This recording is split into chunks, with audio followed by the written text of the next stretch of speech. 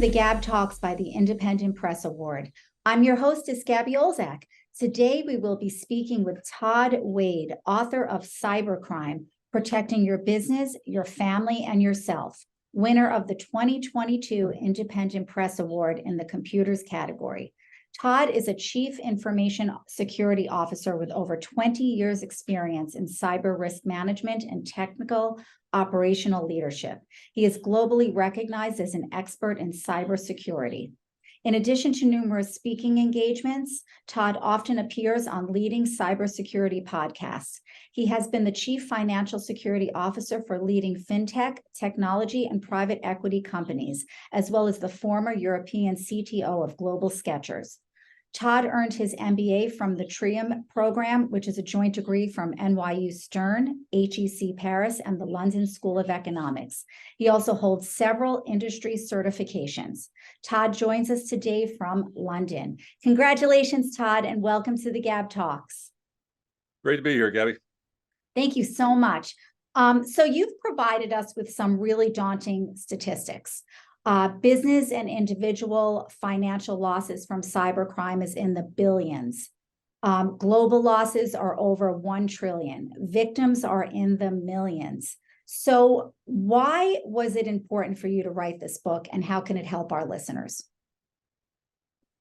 In the projects and individuals and organizations I've helped with over the years, there is a common theme among that I've found in the organizations I've worked with. It is hard to get people many times to care about cybersecurity, and it's also hard to change cybersecurity cultures. But what I found really effective is when I make it personal to them, teach them how to improve their own cybersecurity, them families, themselves, in the workplace. It hits home. And this is the examples I brought to life in the book. It's not just to protect your business, it's really how to protect the overall family structure in yourself. And the same things you do individually carry over into the workplace, the same habits. And this is the parallel I'm working on the book. This is why I wrote the book, to really bring this to life, to really give people a better chance of defending themselves against the cyber threats that are out there right now. You know, Todd, I know me personally and many people that I've spoken with that the misconception is that victims are people who are vulnerable, naive, often the elderly portion of our population. Is that true? And is there a certain profile of a person or a business who is more prone to cybercrime, or can it really happen to anyone? It can happen to anyone. Young people are being hit disproportionately for some types of cybercrime. They're 3 times more likely to fall victim. And there's a real problem in our society of victim shaming. People sometimes think that people are greedy or they somehow deserve it, but that could be farther from the truth. The psychological impact of cybercrime is the same as a real world impact. It doesn't change. And I think this is often missing. And this is what's really unfortunate. The support structure and the amount of the sheer number of victims falling victim to these, it is not their fault most of the time. They've been taken advantage of by a lot of the psychological methods I brought to life in the book, and they just have not been prepared to recognize them or to defend against them. In fact, Todd, cybercrime is not a new phenomenon. In the book, you talk in depth about its historical origins. Give us a little taste of that. I'll tell you a couple of examples. And one of the lessons I want to bring home is cyber fraud and cyber extortion are the 2 most common types of cybercrime. But the methods they're doing, the underlying methods they're historical. They've been going on for centuries. The psychological persuasion methods, getting the victims into an emotional state before they use these persuasion methods. All of this stuff is tried and tested. What's new is it's coming via email. It's coming via online in new ways you've never seen before. But if you understand how they work, it'll better prepare you for the new attacks, because they're going to change every year so fast. No one's going to be able to really keep on top of it, but you can keep on top of how they work, the fundamentals, and then you'll have a better chance of recognizing these attacks when you see them. Todd, you've said the internet is magic for criminals. Tell us about that. I mean, obviously we know why, but give us some specifics. it has been a gold mine for criminals. I'll tell you some examples. You have, let's say, individuals in developing countries, poor countries, the Philippines, or let's say Ghana, you name it, Russia. They are now able to very easily victimize individuals in other countries, victimize it, and it makes it, and what it accelerates this is they're not going to get arrested in their countries for stealing from individuals in other countries. The success rate, the prosecution rate of any of these individuals is incredibly low, and you're certainly not going to extradite most of them. So it's almost like a perfect crime for these individuals. They can victimize as many people as they want with very little fear of repercussions. And you're never able to do that before. Before, you'd have to have the individual in the country. Now that's been removed. It's like the handcuffs have been just taken away. And then you throw in cryptocurrency, which now gives them the payment method, which before you'd be able to block payment methods, but now there's no blocking. It's like a complete free for all. It is really scary. It has been, and these are some of the leverages or the triggers that are the reasons why that it's accelerating. So, what's the most prevalent tactic a cyber criminal uses?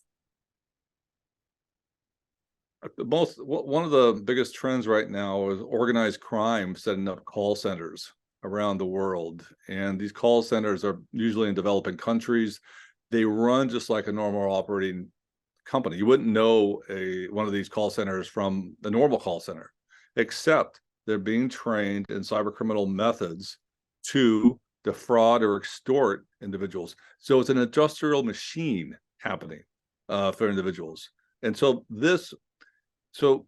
when this background happens, it means when they launch an attack via text messages or via a phishing email message, or there's a whole backdrop and commercialization behind these attacks that are happening. And I can go and give you some further examples if you'd like. Please do. So one example is when they call you currently right now with an investment opportunity. They are setting up fake trading websites. Crypto is the choice right now. And these fake trading websites, they are running advertisements on Facebook, running advertisements on Google. The controls on these social media companies is shockingly poor. So you think that they're real companies because, of course, Facebook would vet the ads. They don't. So you have the criminal gangs running these ads to find their victims. Victims somehow think it's on Facebook, so therefore it must be safe. And then they go in, they sign up, they put in all their contact details to find out this method. That criminals then contact them and with outrageous examples of making money, returns that are never possible and a bunch of mystery behind it. Get the victim to invest a little, and then they accelerate it, and they get them to invest a lot, and the victim never gets their money back. As one small example. These cyber criminals sound really, really smart. Are they? Yes and no. They're also lazy. In the sense, I mean, there's so many victims out there. If there are too many barriers, they're going to move on very fast. And this is a good defensive strategy to keep in mind, because if it's too much work, they're going to drop and move on to someone else. So in the book, you talk about, Todd, how not to become a victim.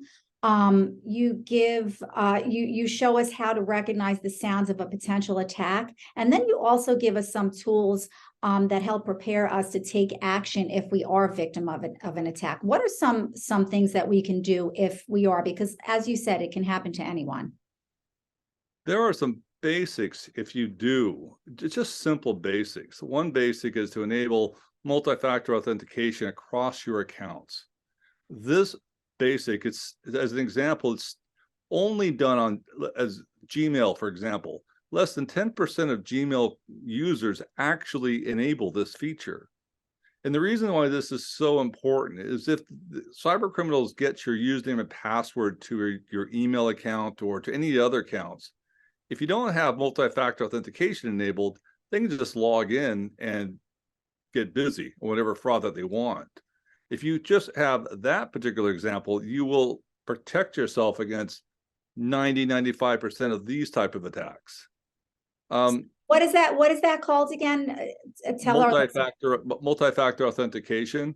And what that means is when you log in with your password, you're most likely on your phone, you'll get a text message with another code, a one-time code.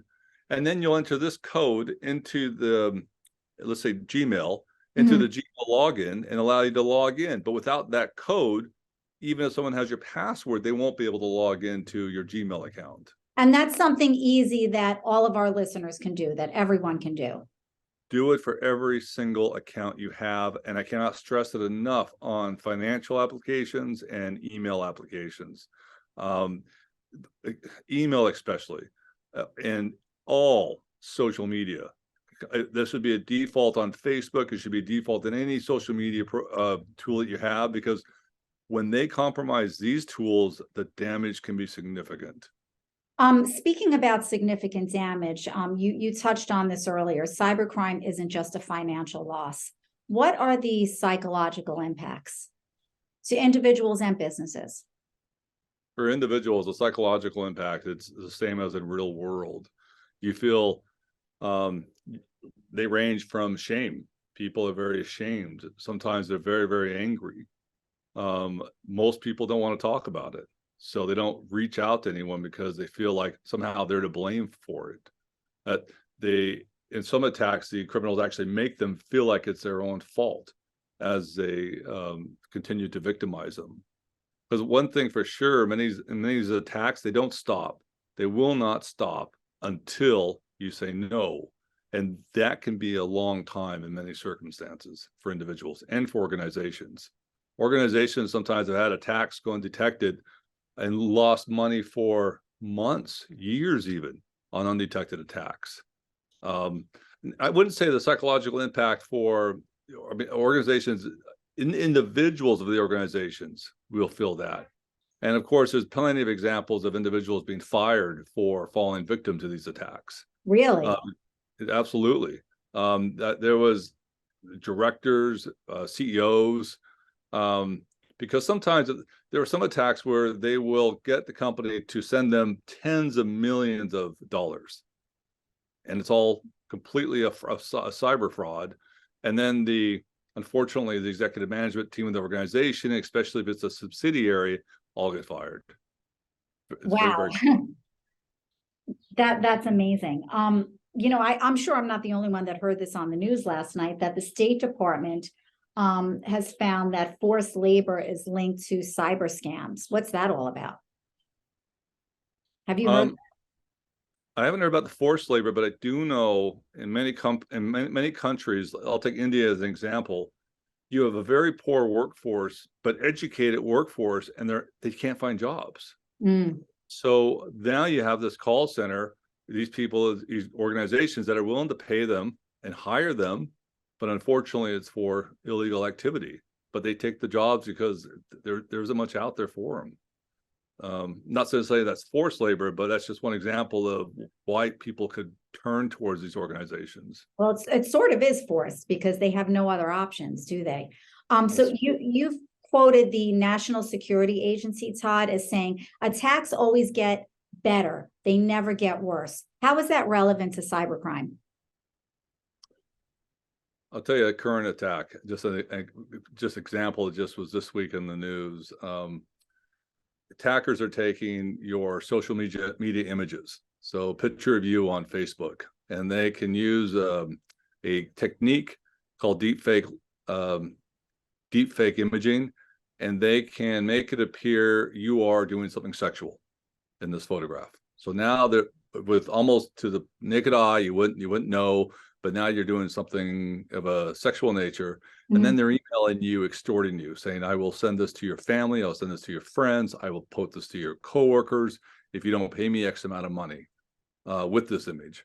And it's scary. It's very, very scary, especially if you come from a conservative society where something like this could have, even if it's not real, could have a very big reputational impact for you.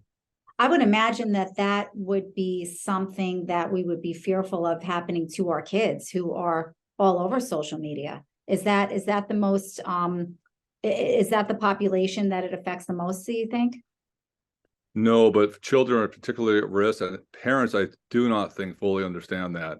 And they're definitely not putting in the necessary protections on social media if they understood this.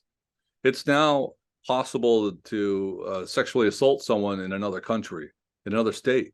You don't need to be there anymore. And so there was a famous case I put in my book of this guy named Buster Hernandez, who sexually assaulted 350 young girls. And stories and what he was doing to them is shocking, because they can just manipulate them, use psychological methods, and these people just feel that they don't know where to turn to. They end up not telling anyone, and it just escalates worse and worse until, I mean, just horrible things. This guy was put in jail for a long time. That's just one small example of what can happen. Oh, yeah, I just recently had coffee with someone, and she has a young daughter, and they are actually in a criminal case right now trying to fight something, a cybercrime that happened to her daughter who's in 8th grade. And she was the victim. And thankfully, she has a good relationship with her mom. And she told her exactly what was happening. But she was being extorted, a young girl, with pictures, and really horrible. So, as you said earlier, Todd, this can really happen to anyone. I mean, that was pretty outrageous what you just described. But what's the most outrageous cybercrime that you're personally aware of? That could probably be it. For children or for adults? For just anything that you've heard of personally. The one that's getting people that you hear all the time in the news is ransomware, the extortion. And the reason why this is so powerful is frauds take time. Frauds have to convince you to do something, or they have to take time. Ransomware is you are out of business immediately. It's like someone coming into your house and burning your house down, and everything you had planned, anything you were ready to do, everything is shut down. Either you have a ransomware attack or your organization. Those are just an instant hit in the face that can actually put organizations out of business. So you talk about cyber fraud and cyber extortion. Obviously, cybercrime is pretty vast. But yeah, just explain to our listeners the two basic differences between those two. Yeah, about 95% of cybercrime falls into these two categories.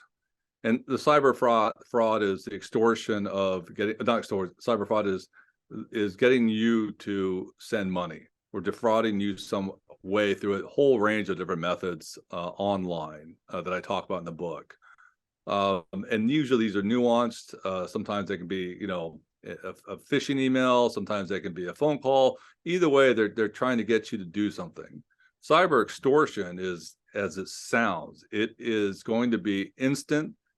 Oftentimes with cyber fraud, you don't know it's a fraud, but cyber extortion, immediately you are in trouble because they have you on your radar and they're threatening you with some pretty severe consequences if you don't do what they say. So usually they fall into those two categories. So Todd, what's the number one piece of advice that you can offer our listeners?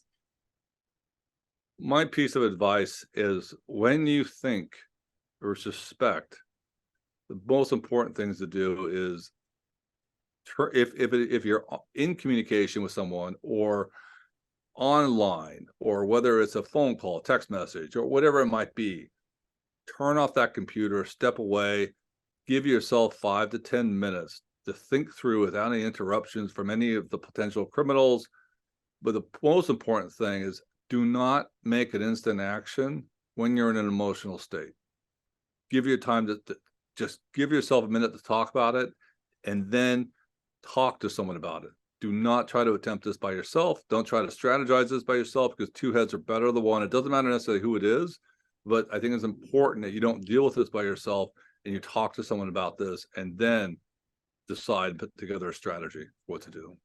That's fantastic advice. So Todd, obviously your work and your passion is cybercrime, which is very intense, very emotional. What do you do to alleviate all of that stress? What's something that we would be surprised to know that you do in your downtime?